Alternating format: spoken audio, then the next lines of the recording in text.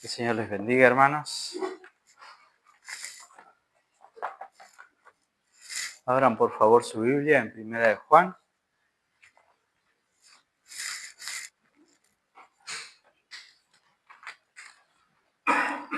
Primera de Juan, capítulo 5.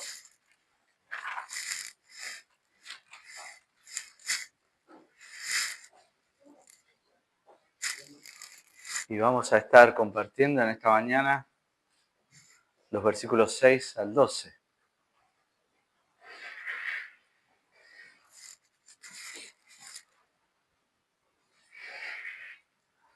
Para entender un poquito más de qué está hablando Juan ahora, vamos a comenzar a leer del versículo 4, como para enganchar con el versículo 6 y entender qué es lo que la palabra del Señor nos dice en esta mañana. Dice, verso 4, dice, porque todo lo que es nacido de Dios vence al mundo, y esta es la victoria que ha vencido al mundo, nuestra fe. ¿Quién es el que vence al mundo? Sino el que cree que Jesús es el Hijo de Dios. Y ahora sí, el pasaje de hoy es, este es Jesucristo, o sea, el Hijo de Dios, que vino mediante agua y sangre, no mediante agua solamente, sino mediante agua y sangre. Y el Espíritu es el que da testimonio, porque el Espíritu es la verdad. Porque tres son los que dan testimonio en el cielo: el Padre, el Verbo y el Espíritu Santo, y estos tres son uno. Y tres son los que dan testimonio en la tierra: el Espíritu, el agua y la sangre, y estos tres concuerdan. Si recibimos el testimonio de los hombres, mayor es el testimonio de Dios, porque este es el testimonio con que Dios ha testificado acerca de su Hijo. El que cree en el Hijo de Dios tiene el testimonio en sí mismo. El que no cree a Dios le ha hecho mentiroso, porque no ha creído en el testimonio que Dios ha dado acerca de su Hijo. Y este es el testimonio, que Dios nos ha dado vida eterna, y esta vida está en su Hijo. El que tiene al Hijo tiene la vida, y el que no tiene al Hijo de Dios no tiene la vida. Amén. Juan nos dice en los versos 4 y 5 que aquel que vence al mundo es el que cree que Jesús es el Hijo de Dios. Ahora, ¿cómo nosotros podemos creer que aquello que Juan está diciendo, aquello que sostiene el cristianismo, es verdad? ¿Cómo nosotros le creemos a alguien? ¿No? Piensen en eso. ¿Cómo nosotros creemos que lo que alguien dice es verdad? Si cada vez que nosotros nos enteramos de alguna macana que se mandó nuestro hijo y le llamamos la atención, él la niega y la niega y la niega hasta que en algún momento le decimos, mirá, yo te vi o yo tengo evidencia de esto, y recién ahí admite que se ha equivocado. Bueno, la verdad es que un día no va a hacer nada, va a ser acusado y nosotros no le vamos a creer. ¿Por qué? Porque nunca dice la verdad. Ahora, si por el contrario nosotros conocemos a alguien que viene y cada vez que uno le pregunta algo, habla con la verdad, y eso se vuelve confiable, ¿no? Si vos, cada vez que le preguntás a tu hija, ¿vos hiciste eso? Sí, perdón, papá, perdón, sí, lo hice yo. Pide disculpas. Entonces, a la segunda vez que pasa eso, vuelve a admitir. Y entonces, y una vez que no pasó y es acusado de algo y uno le dice, y dice que no, y uno va a estar dispuesto a creer que no. No, yo conozco, yo sé. No es ningún santo mi hijo, de repente, pero sé que cuando él admite estar equivocado, está equivocado, no tiene problema en decir la verdad. ¿Se entiende a dónde voy, verdad? ¿Cómo nosotros podemos creerle a alguien? Si alguien es mentiroso y se caracteriza por ser siempre un engañador, bueno, no le podemos creer. Pero ¿y si alguien siempre habla la verdad y dice la verdad, podemos confiar en lo que esa persona dice? Si usted observa el pasaje, cada vez que nosotros nos asomamos a un pasaje, una de las cosas a las que tenemos que prestar atención es las palabras que se repiten. Cuando se repiten muchas veces una misma palabra, eso es algo a lo que tenemos que llamar la atención. Bueno, en este pasaje aparece un montón de veces la palabra testimonio, dar testimonio. ¿Sí? ¿Quiénes dicen que Jesús es el Hijo de Dios? ¿Quién dice que Jesús es el Hijo de Dios? ¿Por qué nosotros podemos creer que realmente Jesús es el Hijo de Dios? ¿Y qué implica decir eso? ¿No? El pasaje que nosotros leemos hoy es un pasaje un tanto complejo teológicamente. Vamos a ver que tiene una complejidad que nunca nosotros nos habíamos topado. Y si usted lo lee, pareciera que no es claro lo que dice. Y sin embargo, algo que me asombró a mí es que la verdad que está aquí detrás de este pasaje es una verdad sencilla. La verdad sencilla que nos dice Juan es, miren, Jesús es el Hijo de Dios. Jesús es Dios hecho carne. Crean en eso. Confíen en eso. Esa es la seguridad. Esa es su vida. Si ustedes creen que Jesucristo es el Hijo de Dios hecho carne, ustedes tienen vida. Y el contraste va a ser al final. Si ustedes no creen, o como leía nuestro hermano Bruno, también escrito por Juan, si ustedes se rehúsan a creer que Jesús es el Hijo de Dios, no tienen vida. Porque ese es la conclusión a la que uno llega. Si la palabra de Dios nos dice que en Jesús hay vida y que solo en Jesús hay vida, aquel que no cree en Jesús, por más que piense, por más que cree, por más que diga, no tiene la vida. En este pasaje es muy importante las veces que aparece la palabra testimonio, la palabra creer, pero para darle título al sermón de hoy yo elegí el último versículo. El que tiene al Hijo tiene la vida, verso 12. El que tiene al Hijo tiene la vida. Y el título de nuestro sermón de hoy es ese. El que tiene al Hijo tiene la vida y en eso descansa nuestro corazón. Nuestra seguridad, nuestra confianza, en todo y en todas las circunstancias, pero sobre todo en sabernos hijos de Dios y en sabernos amados por Dios, no viene de algo que nosotros hayamos hecho, no viene de algo que nosotros seamos, sino que puede estar firme porque Jesucristo es la razón. Nosotros creemos en el Señor Jesucristo, hemos puesto nuestra fe en Él, no hemos puesto nuestra fe en cualquier cosa, no le hemos creído a cualquiera, porque hasta el Hijo que siempre dice la verdad, un día que piensa que las consecuencias pueden ser bravas, puede estar tentado a mentir.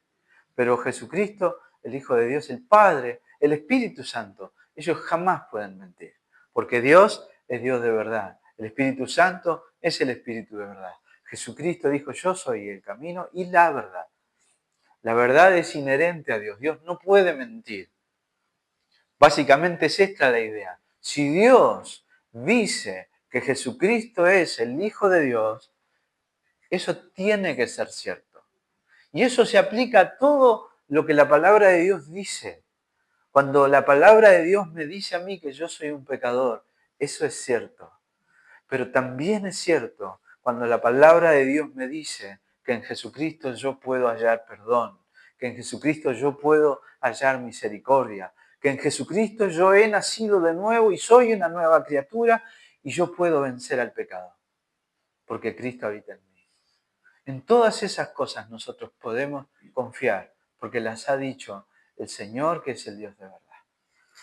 En primer lugar, vamos a ver nosotros que el que tiene al Hijo tiene la vida y necesitamos nosotros confiar, en el testimonio del agua, de la sangre y del Espíritu.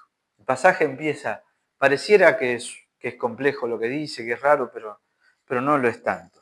Y miren, vamos a en este primer punto ver los versículos, del 6 al 8. Y ustedes me van a permitir tomar como un puntito aparte del sermón para el versículo 7. Así que en este primer encabezado de nuestro sermón vamos a evaluar el 6 y del 6 vamos a saltar al 8. Vamos a dejar el 7 entre paréntesis y después les voy a explicar por qué. ¿Se recuerdan, verdad? Juan ha dicho, el que cree en el Hijo de Dios es el que vence al mundo. ¿Quién es el que vence al mundo? El que cree en el Hijo de Dios. Bueno, ¿y quién es el Hijo de Dios? Nosotros dijimos, ¿qué significa ese título? Hijo de Dios. Todos nosotros somos hijos de Dios si hemos creído en Jesucristo. Pero ese hijos de Dios que nosotros escribimos y podemos escribir acerca de nosotros, yo tengo, no sé dónde, una biografía, ¿no? En algunos lugares cuando uno tiene que poner información sobre uno mismo, tiene que poner, ¿qué es? Bueno, y lo primero que yo pongo acerca de mí mismo es eso, hijo de Dios o discípulo de Cristo, hijo de Dios. Pero ese hijo que yo escribo y que ustedes también podrían escribir si han creído en el Señor Jesucristo, es un hijo con minúscula. Ahora, cuando la Biblia habla de hijo de Dios y aparece en la Biblia con mayúsculas, es porque está hablando de aquel que es Dios, ¿no? Siempre nosotros tenemos que pensar que Juan acá está defendiendo, y lo vamos a abordar al final, la naturaleza de Cristo como plenamente Dios y como plenamente hombre. ¿Quién es el Hijo de Dios? Y así empieza entonces esta sección contestando esto, Juan. Y dice, este es Jesucristo. Jesucristo es el Hijo de Dios. Y va a decir que vino mediante agua y sangre. El verbo vino ahí es una idea que apareció muchas veces ya en la primera carta de Juan. Juan lo dijo, este verbo eterno que estaba con Dios, que es Dios, que es el sustentador de todas las cosas, el creador de todas las cosas, se hizo carne, habitó entre nosotros, se hizo humano. Porque recordemos, las personas que estaban llevando mala enseñanza a la iglesia de Éfeso y de la región, era esto lo que estaban cuestionando. ¿Quién es Jesús? Y parece una discusión teológica. ¿Qué importa si Jesús era Dios, si Jesús era hombre? Como que parece una discusión de palabrerío nada más, pero es vital, porque la afirmación de que Jesucristo es Dios hecho hombre es el núcleo del Evangelio. Y después vamos a ver por qué, me gustaría que terminemos pensando en eso. Y entonces dice, este es Jesucristo que vino. La palabra vino apareció otras veces en la carta, se manifestó, se reveló, vino, nosotros lo vimos. ¿Se acuerdan cómo comenzaba 1 Juan? Yo les he venido a hablar todo lo que se refiere, todo lo que es tocante al verbo de vida, y nosotros lo vimos, lo palpamos, estuvimos con él. No fue una fantasía, no fue un sueño, no fue un fantasma, no fue una visión, fue algo palpable. Él se hizo carne, carne en serio, los latigazos le dolieron en serio, el hambre fue hambre en serio, el sueño, el cansancio. Él vivió como un hombre, como nosotros, plenamente hombre. Jesucristo es plenamente hombre. Todo eso implica este simple verbo, vino. Y vino mediante agua y sangre. Aquí está la primera controversia acerca de este versículo. Depende de a quién ustedes le pregunten, van a decirles que esto puede significar tres cosas. Alguna tiene lógica, otra no encuentro que sea en el contexto que signifique eso. Algunos que leen esto se acuerdan de que cuando Jesús estuvo en la cruz, un soldado romano lo hirió con una lanza en su costado, y de su costado salió agua y sangre. Bueno, algunos dicen que es referencia a eso. Es como buscarle la quinta pata al gato para mí. Otros, y aquí puede que haya una cierta lógica, piensan que este agua y sangre se refiere a el agua como símbolo de qué? Del bautismo. Y la sangre como símbolo de qué? De la Santa Cena. La sangre como símbolo de la Santa Cena. Bueno, tiene una relación, obviamente, pero el bautismo es para nosotros y la Santa Cena es para nosotros. Y esto está enfocado en el Señor Jesucristo. Entonces, ¿de qué está hablando Juan cuando está hablando del agua y de la sangre? Bueno, obviamente, está hablando del bautismo de nuestro Señor Jesucristo. Jesucristo vino a bautizarse y Jesucristo vino a dar su sangre en la cruz. Miren la declaración, ¿no? Jesucristo vino y vino mediante agua. ¿Qué simboliza? Ahora vamos a ver qué es el bautismo, qué significa que Jesús se haya bautizado. Y vino también mediante sangre.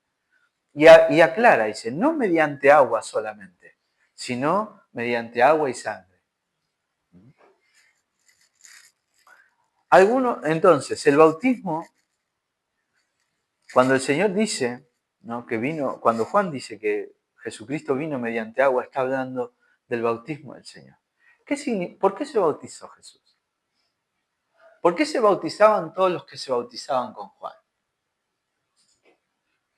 Como una señal de arrepentimiento. El bautismo de Juan no es el mismo bautismo que Jesús instituyó.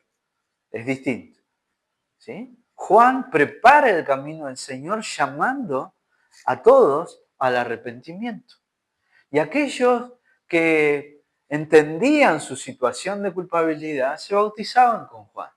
Y un día aparece a bautizarse el Señor Jesús. Y Juan, por el Espíritu Santo, reconoce quién es Jesús. Y afirma y dice, este es el Cordero de Dios que quita el pecado del mundo. Y Jesús viene y le dice a Juan, he venido a ser bautizado por vos. Y Juan le dice, ¿cómo yo te voy a bautizar? Primero, en todo caso, vos me tenés que bautizar a mí. Y yo no te puedo bautizar. ¿Cómo te voy a bautizar si vos no tenés pecado? Y Jesús le dice, es necesario que así sea. ¿Por qué Jesús se bautiza? El bautismo es el comienzo del ministerio público de Jesucristo. Ahora, el bautismo de Cristo implica su identificación con todos nosotros. Cuando Jesús se bautiza, Él está identificándose con toda la humanidad pecadora. Jesús, al bautizarse, afirma su humanidad. Yo soy un hombre. Y yo me voy a bautizar porque yo voy a tomar el lugar de los hombres. Yo voy a vivir la vida justa que ellos no pudieron vivir, ni pueden, ni podrán vivir. Y voy a morir la muerte injusta. Que si ellos mueren es justa, pero que al yo morir siendo injusto que muera, yo voy a cargar sobre ellos mi justicia. Mediante entonces el bautismo, Jesucristo se identifica plenamente con nosotros los hombres. Y mediante la cruz, Él lleva ese identificarse con nosotros los hombres a su punto más alto. Nosotros sabemos lo que significa la cruz, cómo Jesucristo se identifica con la humanidad en la cruz. Él vivió hasta ese momento una vida sin pecado, representándonos a nosotros. Y Él muere en nuestro lugar. Él, que no conoció el pecado, carga sobre sí el pecado de todos los hombres. Eso es la cruz.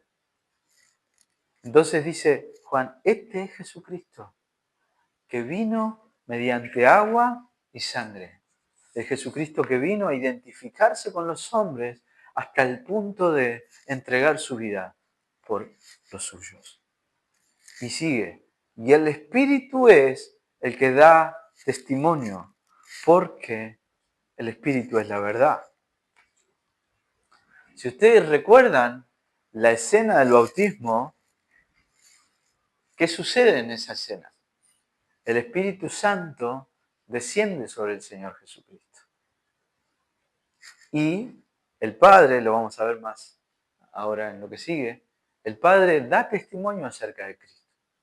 El Espíritu Santo desciende como una paloma, dice la palabra de Dios, y el Padre hace oír su voz y dice, este es mi Hijo amado en quien tengo complacencia.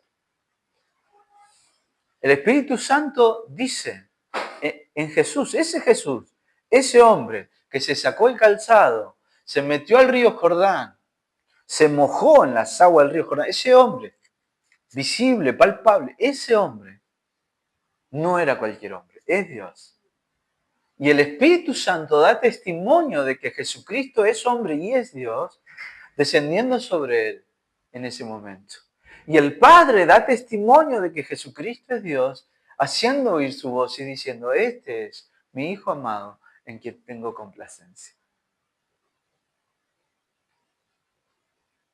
Dios dice, la deidad toda, la plenitud de la deidad, afirman quién es Jesús. En el bautismo, el Espíritu Santo descendió como paloma sobre el Señor. Y en la sangre, en la cruz, también tanto el Padre como el Espíritu dan testimonio de quién es el Señor Jesucristo. Romanos 8:11 dice que Jesucristo se levantó de entre los muertos por el poder del Espíritu.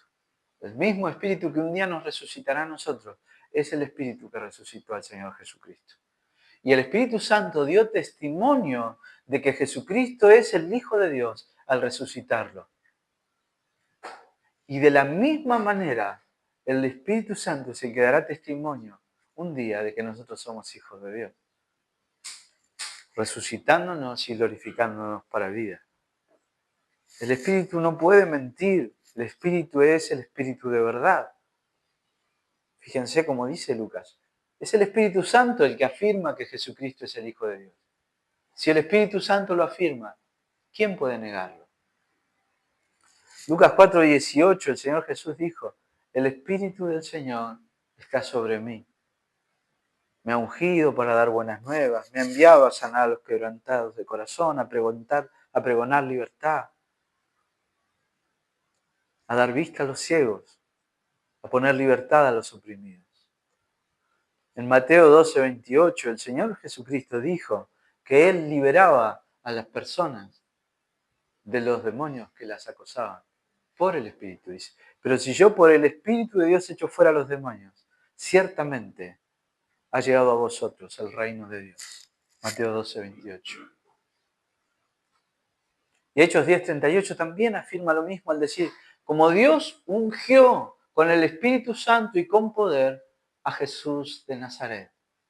Y como éste anduvo haciendo bienes y sanando todos los oprimidos por el diablo, porque Dios estaba con él.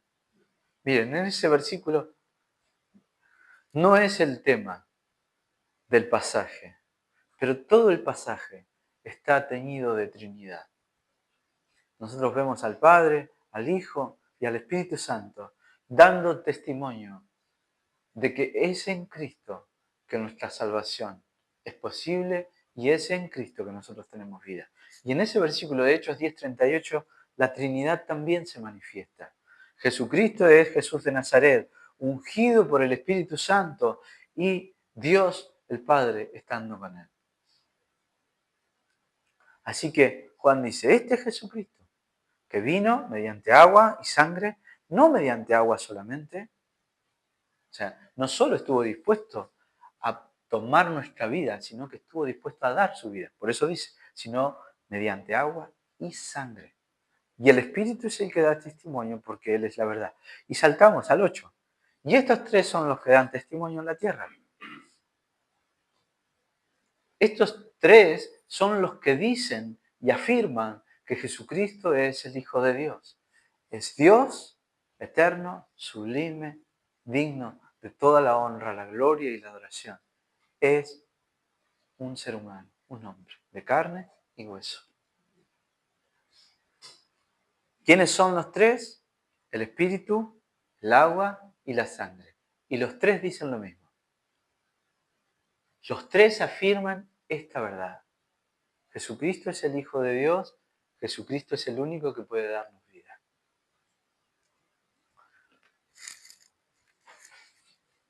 ¿Por qué tres tienen que decir que algo es verdad? Abra su Biblia en Deuteronomio 19:15.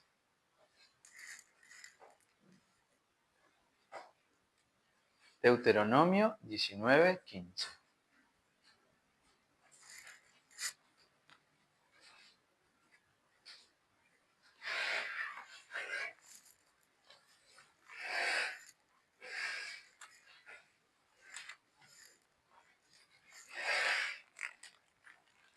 Dice la palabra de Dios: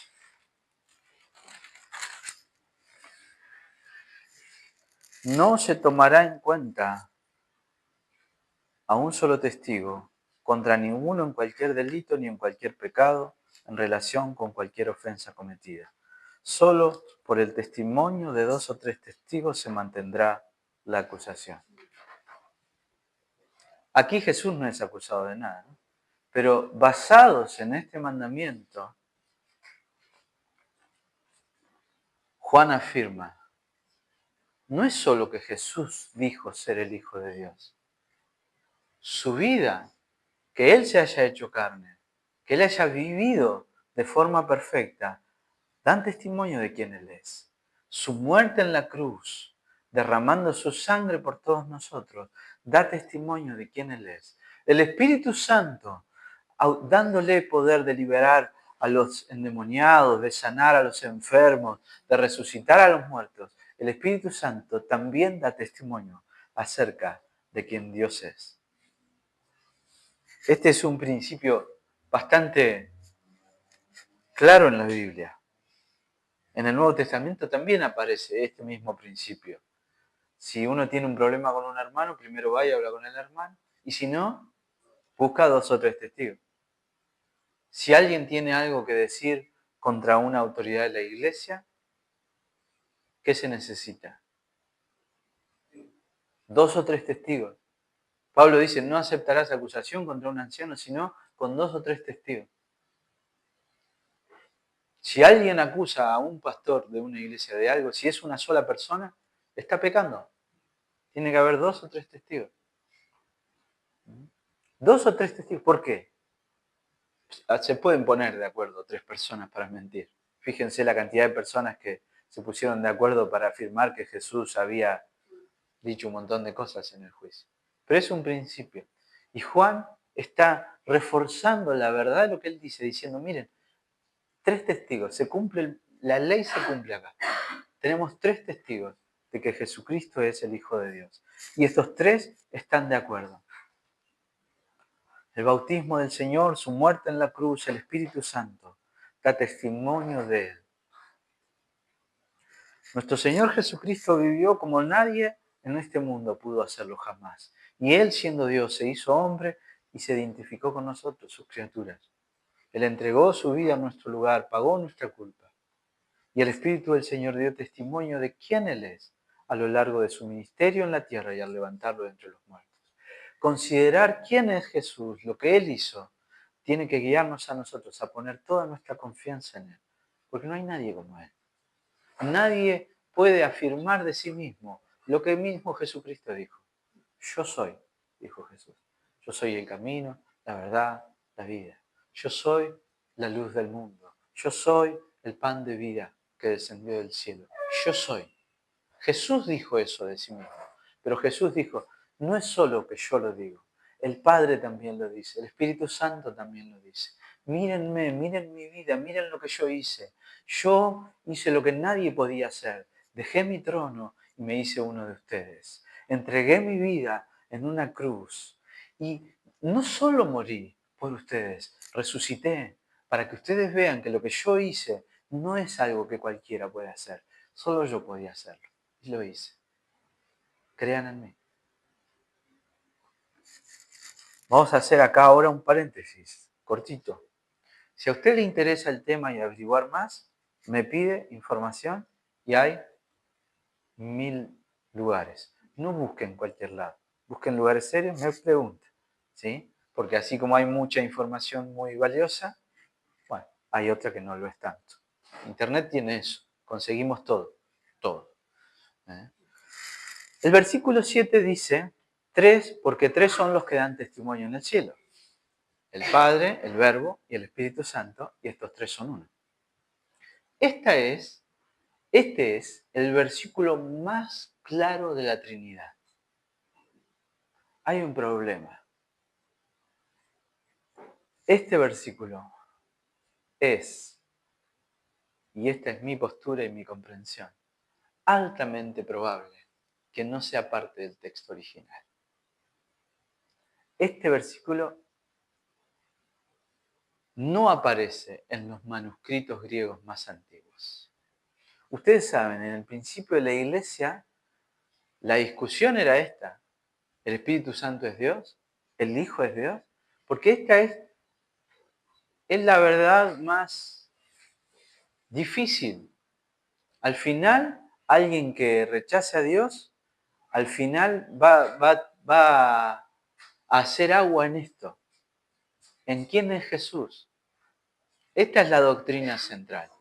Y la iglesia discutió al principio, lo que Juan combatía eran los inicios de algo que después iba a pasar. Este hombre Cerinto que nosotros mencionamos alguna vez, él decía que Jesucristo, negaba que Jesucristo fuera plenamente hombre y plenamente Dios, ¿no? Eso hacía Cerinto.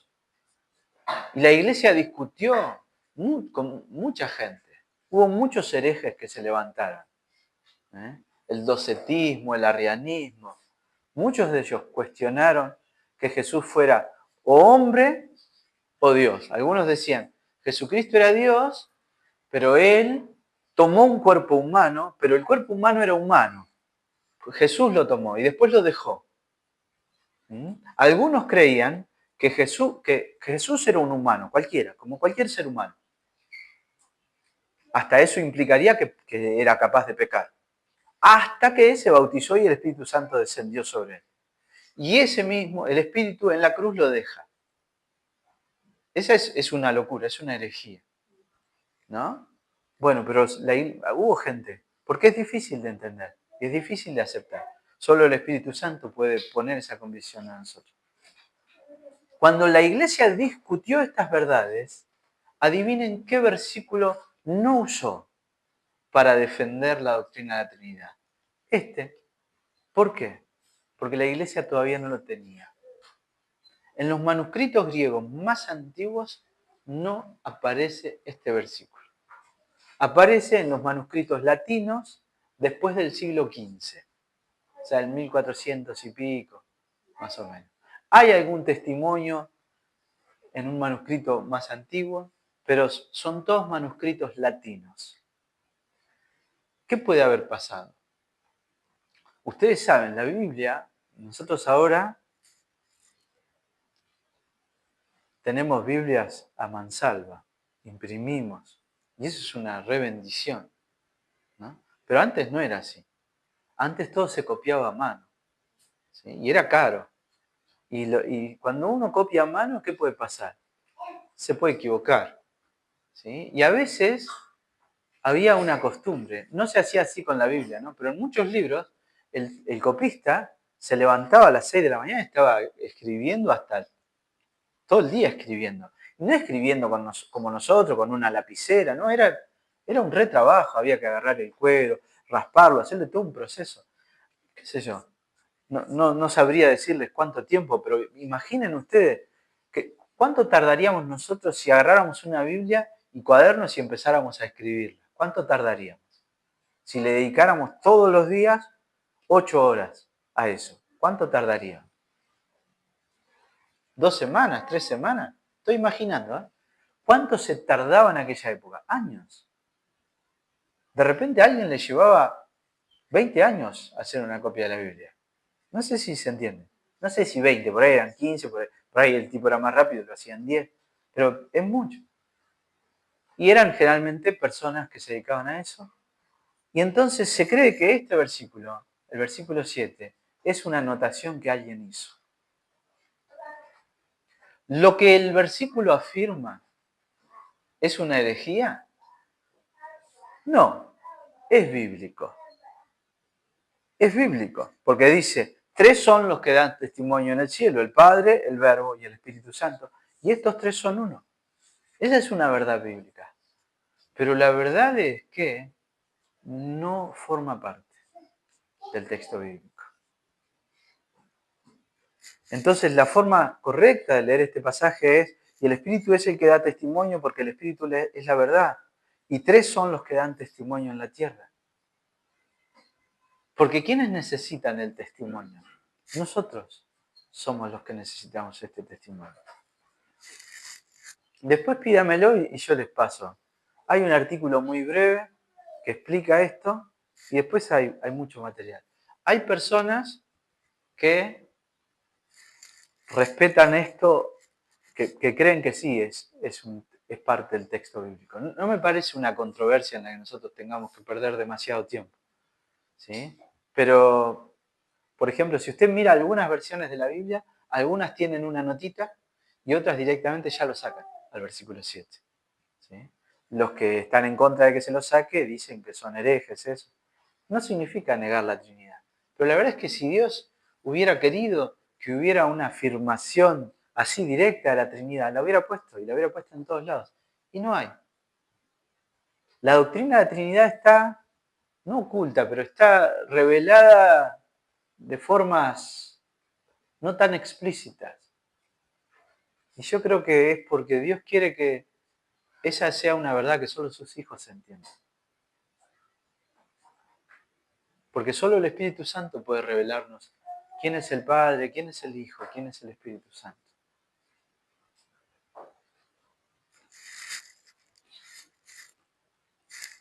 Pensando entonces en esa aclaración necesaria, pasemos a nuestro segundo o tercer punto de nuestro sermón, los versículos 9 y 10. El que tiene al Hijo tiene la vida, y nosotros podemos confiar en el testimonio de Dios. Dice, si recibimos el testimonio de los hombres, y nosotros creemos a los hombres, porque es cierto, ¿cuántas veces nosotros le creemos a los hombres?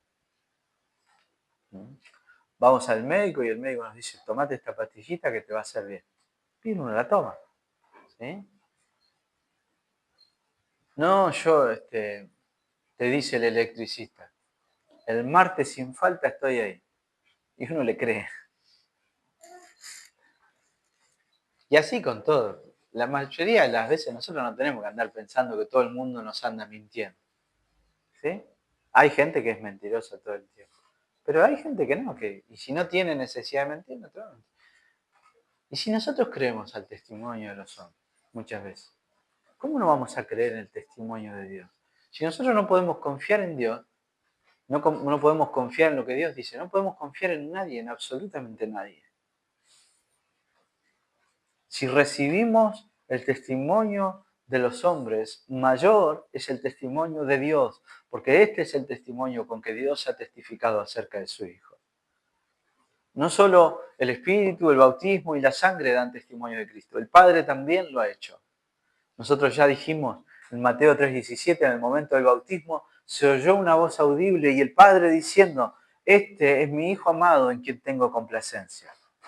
Otro día, Mateo 17, en el monte de la transfiguración, los discípulos están contemplando a Cristo glorioso, rodeado por Moisés y Elías, y una voz del cielo dice, mientras él aún hablaba, una nube de luz los cubrió y aquí una voz desde la nube que decía, este es mi Hijo amado en quien tengo complacencia, a él oíd. Y también en la previa de la cruz, en Juan 12, 27, 28, esto lo busqué, digamos, lo encontré aprendiendo sobre este pasaje. Los otros dos, si yo les decía cómo el Padre dio testimonio, ustedes se iban a acordar de esos dos. Este no. Juan 12, 27 y 28, ante la muerte Jesús dice, justo antes de morir, ahora está turbada mi alma. ¿Y qué diré? Padre, sálvame de esta hora. Mas para esto he llegado a esta hora. Y el Señor Jesucristo alza sus ojos al cielo y dice, Padre, glorifica tu nombre. Entonces vino una voz del cielo. Lo he glorificado y lo glorificaré otra vez. ¿En quién? En vos, Jesús. El Padre dando testimonio acerca del Hijo. ¿Y cuál es el testimonio con que Dios ha testificado de su Hijo? El que cree en el Hijo de Dios tiene el testimonio en sí mismo. ¿De qué está hablando aquí? ¿Qué testimonio tenemos nosotros de que Jesús es el Hijo de Dios?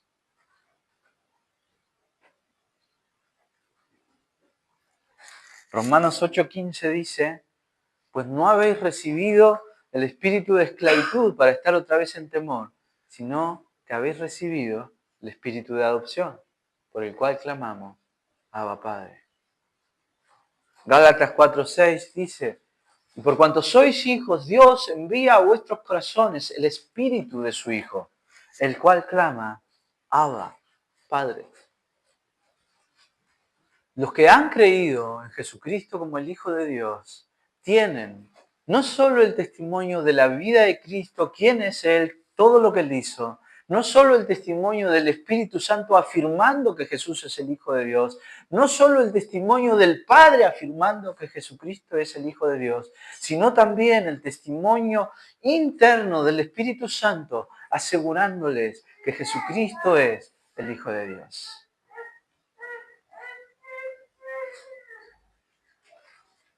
La contracara de esto es esta, ¿no? Si el que cree en el Hijo de Dios tiene el testimonio en sí mismo. Ahora, el que no cree a Dios, o como leíamos en Juan 13, el que se rehúsa a creer en Dios, le ha hecho mentiroso, porque no ha creído en el testimonio que Dios ha dado acerca de su Hijo. Si nosotros no creemos en Jesucristo como el Señor y Salvador, nosotros estamos diciendo que lo que Dios ha afirmado es mentira. El que se rehúsa a creer en el Hijo está tratando a Dios de mentiroso, porque Dios es el que dice, ustedes, yo los hice, pero ustedes me dieron la espalda. Si quieren volverse a mí, que es lo que ustedes necesitan, tienen que hacerlo por medio de mi Hijo Jesucristo. Ah, no, pero yo tengo otra forma. Pero el Padre dice, y esta es la única forma, no hay otra, no hay otra.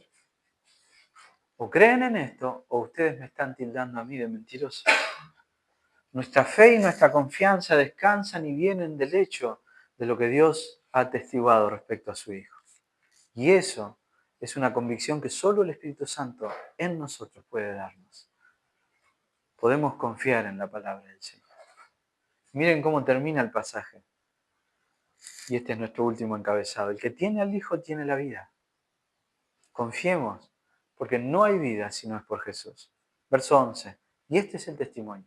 ¿Cuál es el testimonio de Dios acerca del Hijo? ¿Qué es lo que Dios ha dicho acerca del Hijo? Que Dios nos ha dado vida eterna. O sea, lo que el Padre afirma sobre el Hijo tiene efectos en nosotros. El Padre dice y da testimonio de que todo aquel que cree en el Hijo tiene vida. Y esta vida está en su Hijo. Si está en su Hijo, no está en ningún lugar. Esa es la implicación. La única manera de conocer al Padre, la única manera de conocer realmente a Dios y de tener comunión con Él, es por medio del Hijo. De su bautismo, su vida, su caminar en esta tierra, su justicia que sea nuestra, por medio de su cruz. Es la única manera. El que tiene al Hijo tiene la vida. El que no tiene al Hijo no tiene la vida. El testimonio del Padre con respecto a Jesús es que todo aquel que cree en Él recibe la vida. Juan 1, versos 2 y 13.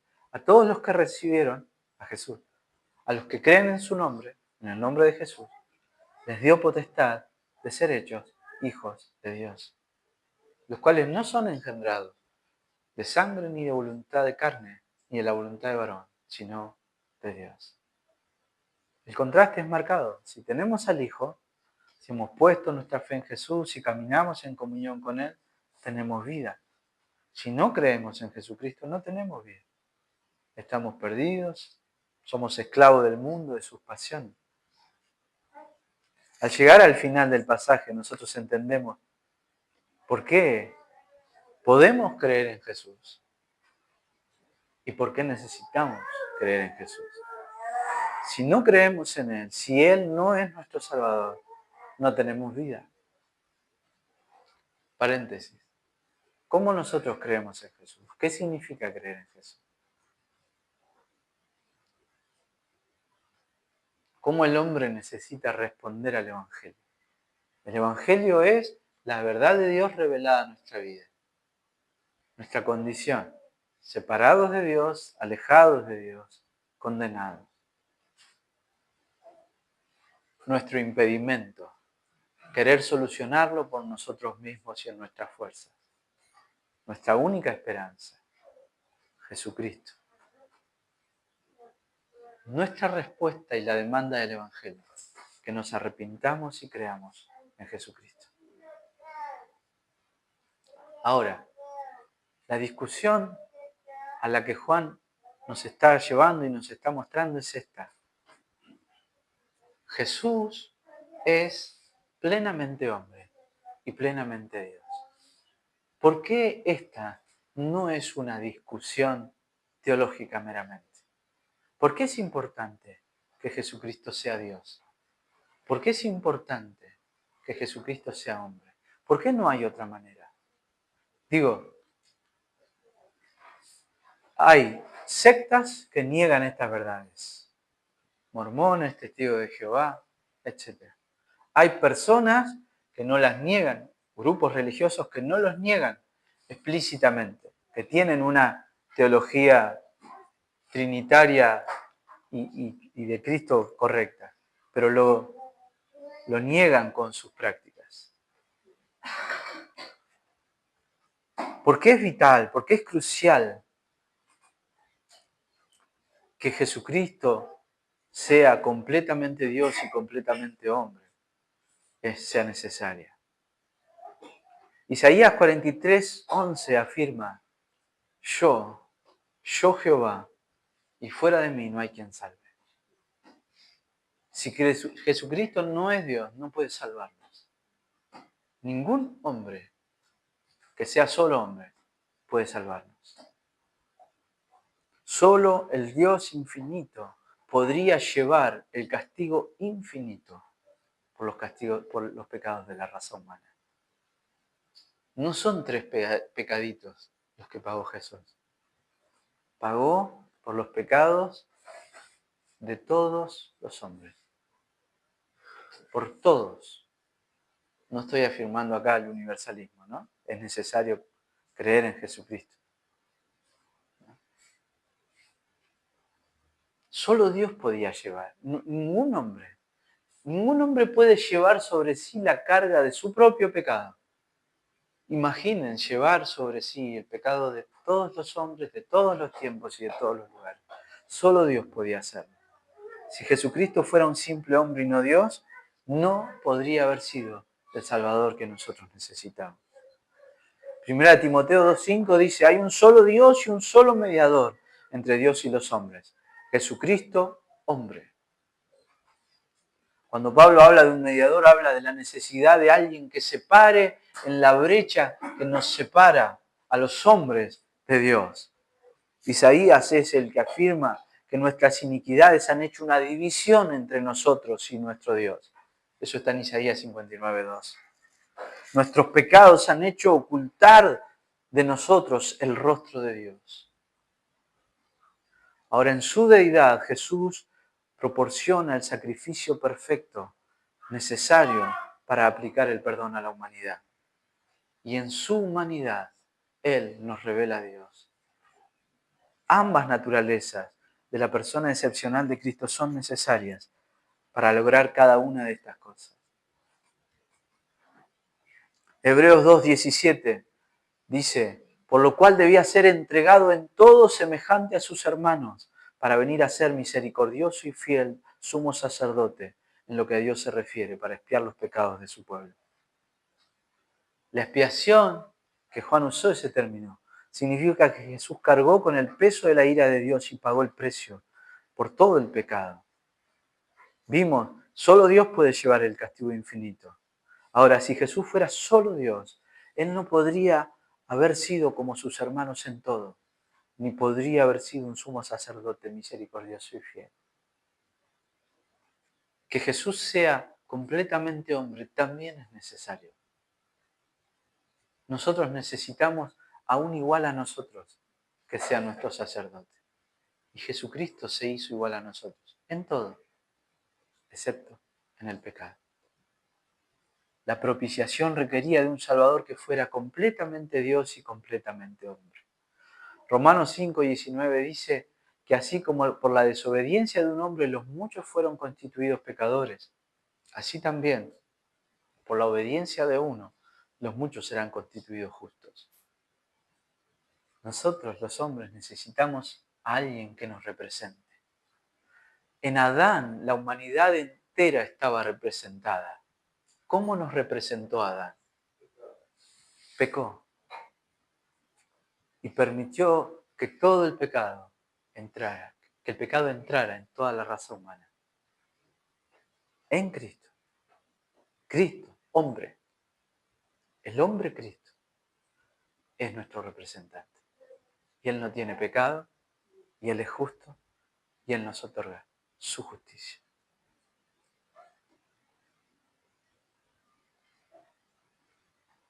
La divinidad y la humanidad de Cristo son esenciales para que Él sea el representante de la justicia que nosotros precisamos para el perdón de nuestros pecados. Finalmente, 1 Juan 2:6 también dice, el que dice que permanece en Él debe andar como Él anduvo.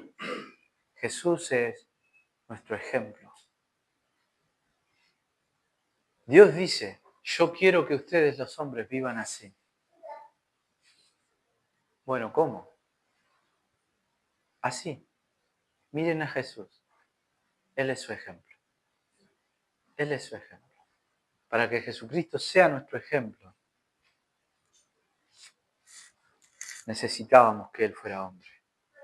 Y nosotros podemos confiar en que el Espíritu que le dio poder a Jesús para obedecer, también nos dará a nosotros el poder para ser obedientes como Cristo.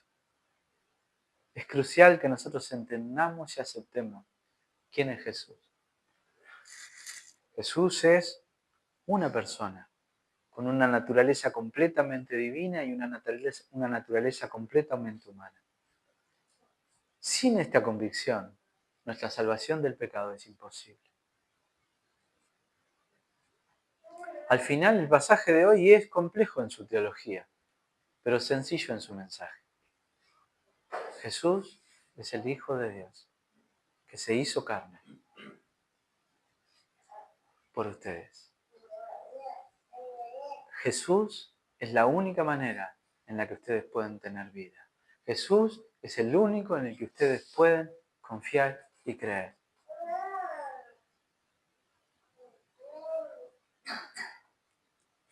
El llamado de este pasaje es sencillo. Cree en el Señor. Confía en el Señor.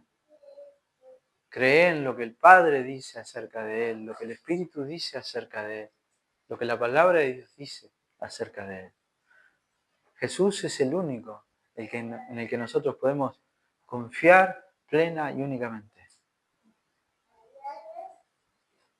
Esa es la única manera en la que nosotros podemos tener vida. Recordemos, ¿no? Los hermanos de Éfeso y la región estaban siendo cuestionados en esto. Alguien estaba cuestionando eso. Jesús no es quien dice ser. Una comprensión correcta de Cristo es necesaria para nuestra salvación. Entender que Jesucristo es Dios, eterno, santo, justo. Y entender que Jesucristo es plenamente hombre, que se identificó con nosotros. Porque al final esa es la esencia del Evangelio. Entender que Dios, nuestro Dios, nos amó de una manera tan profunda que se hizo uno de nosotros. Porque no había otra forma. Y no hay otra persona. No hay otro. No hay otro nombre dado a los hombres en el que estos puedan ser salvos. No hay. Solo Jesucristo. ¿Cuál Jesucristo? Este Jesucristo. Dios hecho hombre. Aquel que quizá todavía no ha puesto su fe en Cristo, sepa esto. Si no has creído en Jesucristo, Dios hecho hombre, no tenés vida. No hay forma de tener vida. No podés obtener vida portándote bien, haciendo nada. Lo único que podés hacer es responder a ese Jesús, arrepintiéndote de tu pecado y poniendo tu fe en Él. Y el resultado de eso es que vas a nacer de nuevo. Y vas a ser una persona nueva. Vas a ser un hijo de Dios. Y el Espíritu Santo va a morar en vos. Y va a dar testimonio a tu espíritu de que realmente sos un hijo de Dios. De que realmente has sido cambiado y transformado. Y de que podés levantar tus ojos al cielo, donde está tu Padre, que te sostiene, que te guía. ¿Qué más necesitamos los hombres para creer? El testimonio de Dios es fiel. Termino con una última aclaración. Nosotros siempre, como iglesia, tenemos que ser cuidadosos de no agregar nada más a lo que las personas necesitan. Las personas necesitan a Jesucristo. Nosotros necesitamos a Jesucristo. Esa es nuestra necesidad, porque solo en Él está la vida. El que tiene al Hijo, tiene la vida. El que no tiene al Hijo, no importa lo que tenga. No importa que tenga la confesión correcta, que tenga las prácticas correctas, no importa que sea hijo de tal persona, no importa. Si no tenés al Hijo, no tenés la vida. ¿Qué necesitamos? A Cristo.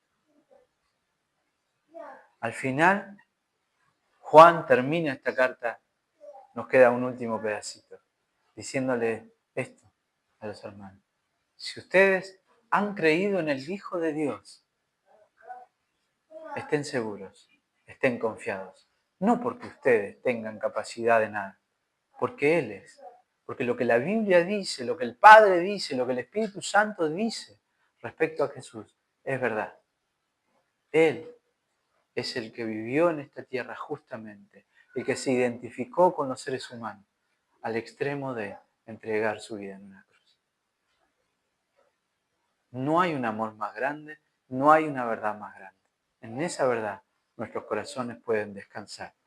Por eso el título de nuestro sermón de hoy era: el que tiene al Hijo tiene la vida, y en eso descansa nuestro corazón.